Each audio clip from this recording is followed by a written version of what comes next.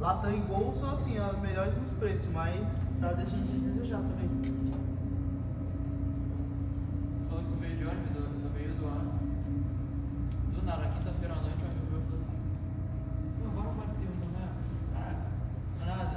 Falou, não, um amigo meu tá vindo de Minas e tal, ele vai ter que voltar pra lá. Acho que vai ter que pagar no avião. Falou, ah, vou vir aqui, mas talvez dá pra ir. Ah, beleza. Aí deu meia hora e falou, pô, não vai dar mais pra ir.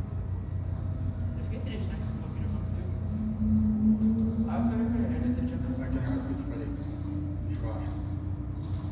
Aqui é a questão do salão que vai ser. Pra você que eu te falar, eu acho que agora tá com você. Se você quiser ir de ônibus, Em agosto eu fui pra Brasília.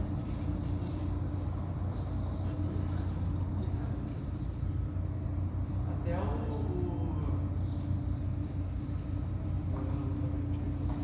você deve caminhar.